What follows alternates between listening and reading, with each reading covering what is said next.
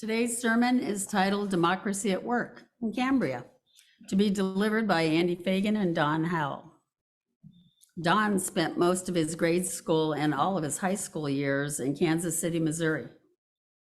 During high school, he became active in Liberal Religious Youth, LRY, group at the All Souls Unitarian Church in Kansas City, serving for a time as the group's president. In fact, during his adolescence, the LRY kids were his most significant peer group.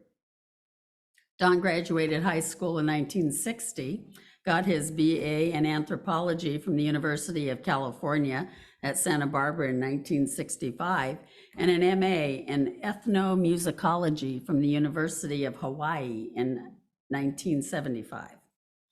It was at the University of Hawaii that Donn began his love affair with Javanese gamelan music, which continues to this day. In 1976, he moved back to Santa Barbara and became involved with the Santa Barbara UU Church. He sang in the choir and reconstituted the church's Building and Grounds Committee. Judy, I thought you'd like to know that. He served as committee chair for 2 years, organizing volunteer work parties and spearheading a major renovation of the church's parsonage. Donn had a 20-year career in information technology at UCSB. While at UCSB, Donn started his Javanese gamelan experience with the ethnomusicologists in the music department.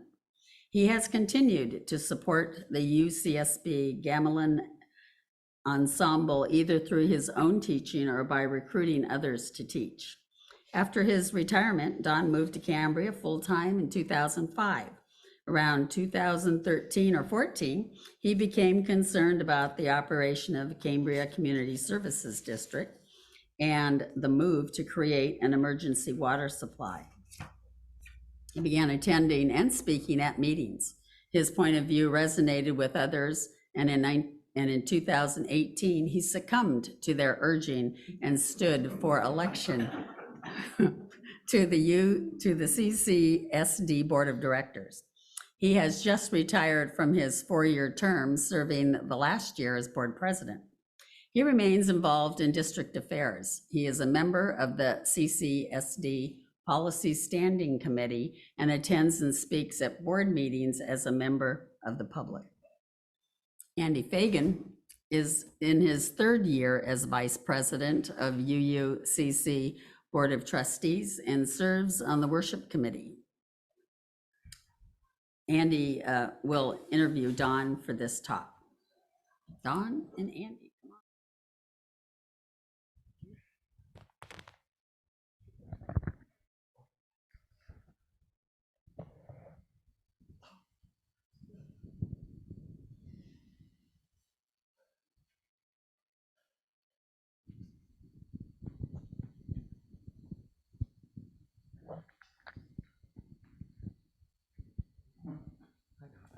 Hello, Andy.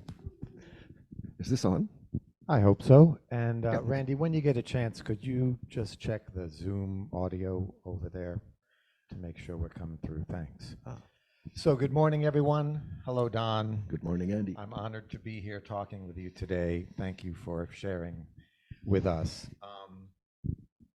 So Donn, as a starter, why don't you give us a little background on your religious history? Okay.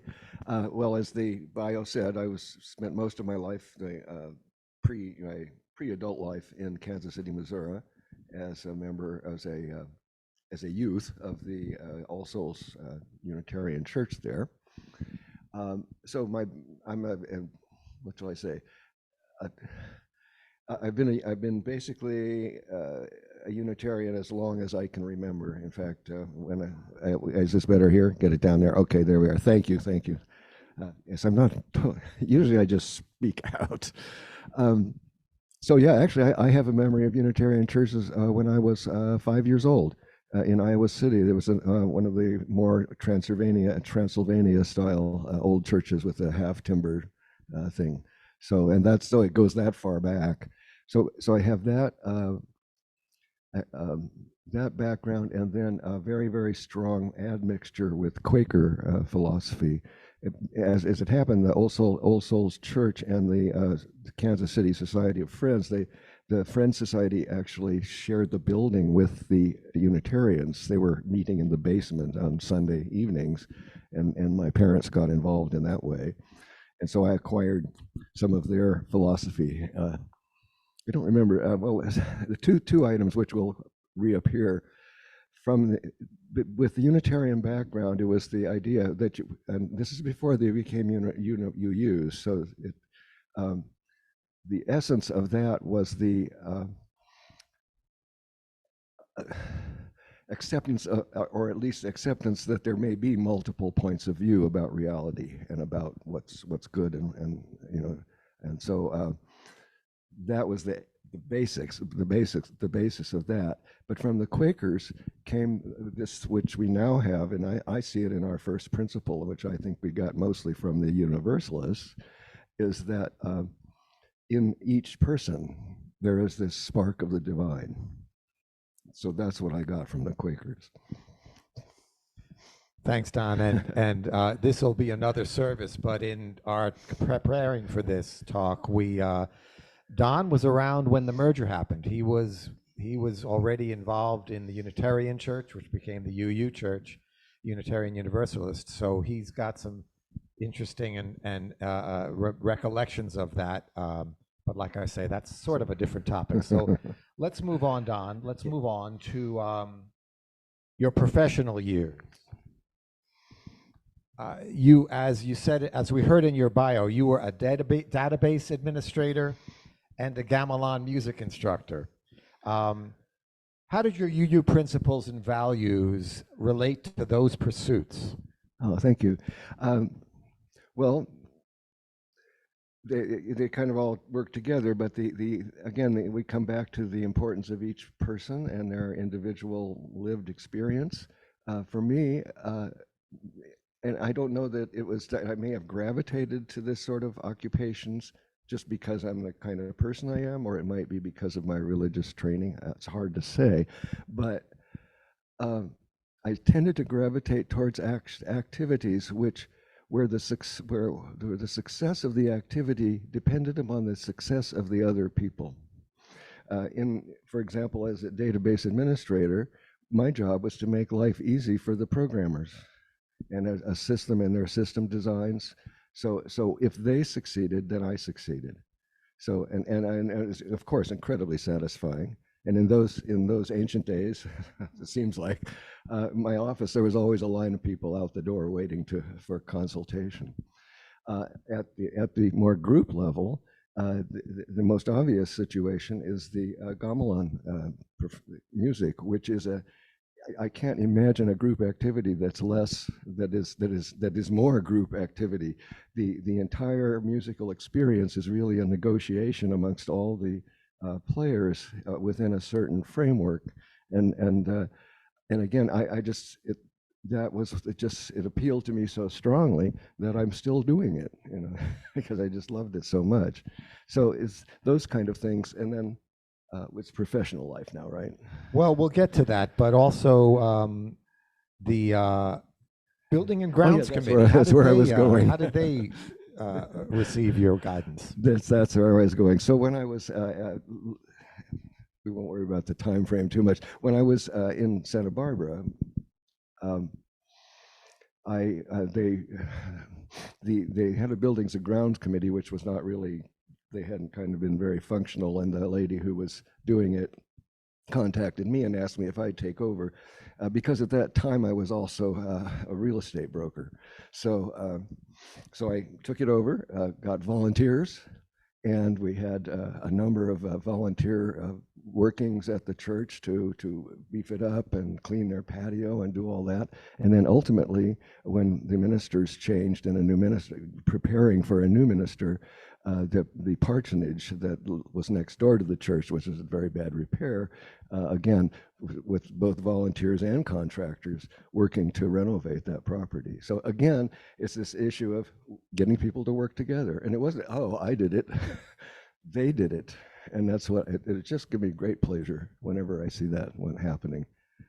And you love to stress how the first and second principles relate to that, the inherent worth and dignity of every person, and the need for justice, equity, and compassion in human relations.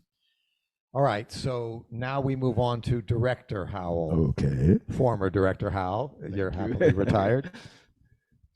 Dolores cited the fifth principle, the right of conscience and the use of the democratic process within our congregation and in society at large. Can you give us a brief explanation of, before we get into more about the CCSD, about the Brown Act? Share with us how that affects the democratic process and how you brought it, how it affected your time at the Cambria Community Services District. Yes. And in the context of the Brown Act, I'll also refer to what I consider the basic covenant of democracy that makes it work. And it kind of works together. So I'll actually start with the covenant first and then go to the Brown Act.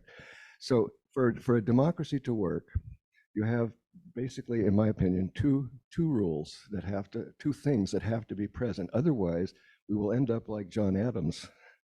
And so it's not inevitable that democracies will fail, but what it is it does require cooperation of all the participants. So what you have is a covenant a covenant to follow the direction of the majority, even if we do not agree with it. We all do that. But for that to work, we also have to have a covenant amongst us that there will be regular opportunities to switch. So as for example, regular elections or other situations where that things can be, in other words, I lose the argument today, but I have an opportunity to win the argument 2 years from now.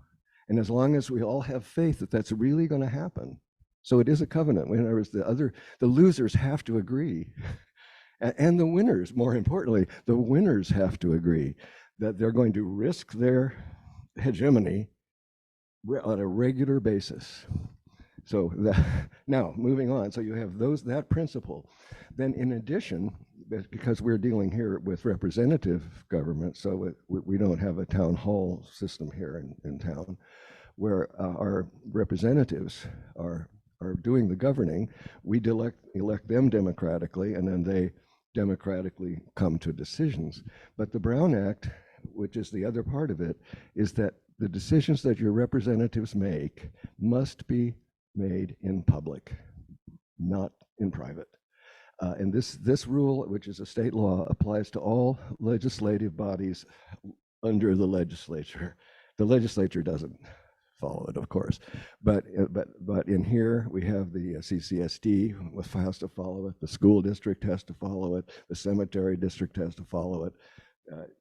All the CSDs, all the local governing bodies, it's required that they always conduct. There's three things. The meetings have to be noticed, and there's a certain time period, so they have to be properly noticed. The agendas have to be published. Actually, there's another principle. Only items on the agenda can be discussed at the meeting, and the meeting must be held in public. There's another one. Running out of, is that the public must be able, if at all possible, must be able to weigh in on the items that are being discussed. So California has this act, which is unique to California. Yeah. Maybe other states have it, but it's called the Brown Act, and it oversees that entire process. And you stressed how the agenda, therefore, becomes the central issue. That is it, yeah. All right. So now that we all understand the Brown Act, you kept in mind in your service on the board the inherent worth and dignity of every person. Can you tell us about your original election process and some of the dynamics that occurred during that to get us started? I have to think back. Well, the thing I can best tell you about the election process itself, which had to do with my being out amongst people, that for me was a personally a growth experience, here I am now, 81 years old, and I was still learning things, just from doing that. What the SS, I probably knew it before, but it really came to me, and this brings me to Carl Sandburg's poem too. Everybody is complicated. Everybody is complicated. Nobody is all one thing. And it's really true. If you talk to people long enough, you'll discover that. So that, I mean, kind of intellectually knew it, but when I was out engaging people in the public, I could actually see that. From a distance, you might say, oh, there's these two positions, and they're either over here or over there. But when you actually talk to people, you'll see there's all the levels in between those two positions. So that's one thing. I just lost my train of thought. You'll have to help me. Well, you were elected, but there were okay. issues. So yeah, and I was elected as part of, it was actually a reaction against prior actions of other boards in terms of the what we're now referring to as the water reclamation facility and how that came about. So there was a lot of resentment and a lot of what's the word? We'll just say resentment against prior actions. And so I was kind of coming in more on the side of the folks that would have been happier had the facility not been built, or that weren't happy with the way in which it was built. Now, my own opinion on that, I try to avoid to get too far, because here's the thing. Well, I think this is where I'm going. Yeah, in my speaking about these things, there's a tendency by folks to demonize the opposition. We begin to see this, we begin to see in those days, 4 years ago, Cambria was falling into high conflict. It really was. You got to the point where winning was the issue, and the people on the other side were demons and evil and had bad intentions and wanted to destroy the town, or there's a lot of impugning of people's motives. There was a lot of a desire to go look at the past and punish those people. And so I would step forward. And the other thing, which has always been the case for me, and it's sometimes a disadvantage, is I generally have been able to see multiple sides of a situation, because if you can sort of adopt it, someone's saying something you might disagree with, and you say, well, gee, that's weird. How could they rationally arrive at that? And then you kind of work your way around and say, well, if their life was like this, then they might come to that point of view,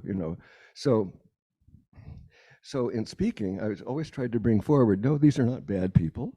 They were, perhaps we don't agree with their goals, but let's move forward from this. Let's not try beating people up. We can't go execute them. We can't skin them and sell their skins, and we can't push the facility into the ocean. We can't really do anything about what went in the past. We have to move forward. And that was kind of the position. And that, so that resonated with people, I think, on both, quote, sides, both sides of that particular issue. So I think there are many people that voted for me, not because I was against the facility, but because I was being a little more reasonable and treating people as more human beings and not evil spawns of the devil or what have you. Yeah. So some of the folks who voted for you thought they had you in their pocket, I forgive the expression, and were surprised. Others accused you of being, because you sought compromise, you told me they accused you of being wishy-washy. What's your experience with compromise in that sense? Yes. Well, again, it's this business of being able to see multiple sides of a question. And so it's often been, I found every time I come down really strong, I'll never do this or that. Almost invariably I do so because so much has to do with circumstances, and issues are complex. So in this case, the midterm election 2 years ago, the board majority changed. When I was elected, I was on the minority, a 2 to 3 kind of minority, in the way, in just sort of a general, as I say, we were not trying to say, oh, if you're like this, then you're in this party. It wasn't, but there was nevertheless this feeling that, so when the majority changed, the folks that were more opposing who had originally started as being very against the water reclamation plant, for example. I was urged to go ahead at this point and take control of the board, because we had that, we had come from a 2 to 3. Now we were in those people that were, I hate using labels, but say the greener side of things as opposed to the bluer side of things. But I got people that worked for me and walked the streets for me would call me up and then and really push me to say, you must be president of the board. You've got it. You've got your majority. Go forward. Now is the time. And I refused to do it. I said, in my response, and what I actually did is that I supported the rotation of the executive committee so that the person who was vice president moved into the presidency, and then someone else became vice president. It's the best thing for the community because you have continuity. It's the best thing for the board because it helps the board to keep control. Otherwise, if you have, full-on changes, then staff has control, and the tail starts wagging the dog. So I did that. And I had people said, we are so disgusted, I'm never talking to you again, and they still haven't. But in general, most people, I think, have that attitude of, well, let's work together. Let's not be so polarized, has communicated itself down to the rest of the community, I think, in many regards. So we don't see except with just very few individuals, that the evidence of the high conflict that we were beginning to see before. And you found yourself working in harmony with the prior president. Yes. Through your presidency. Yes, in fact, that's really a plus. Again, to show you how you can't really, people are not all one thing. So when I urged that the then vice president, who was in the minority side now, go ahead and assume the presidency, and then I got elected as vice president. So the two of us were having to work together.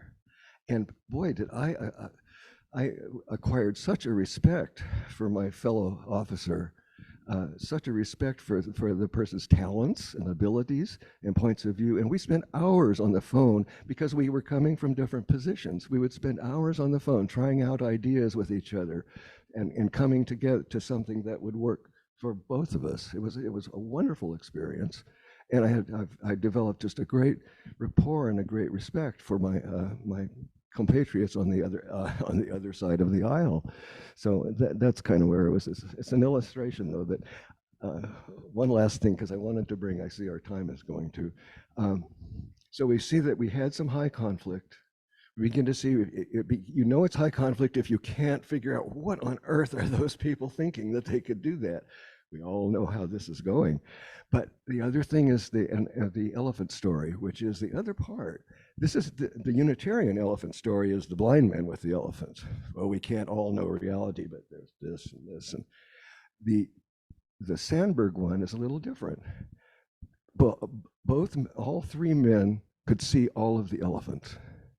And yet, their conclusion, what they felt and said or thought about the elephant, were fundamentally different from each other.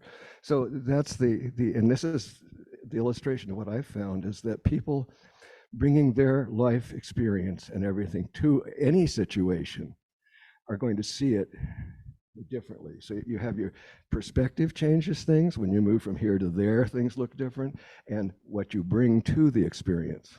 So that's been something that always is in my mind now, probably more than it was before I took office. The message I want to make for everybody is there is hope. Cambria's democracy right now is alive and well in Cambria. And yes, it is.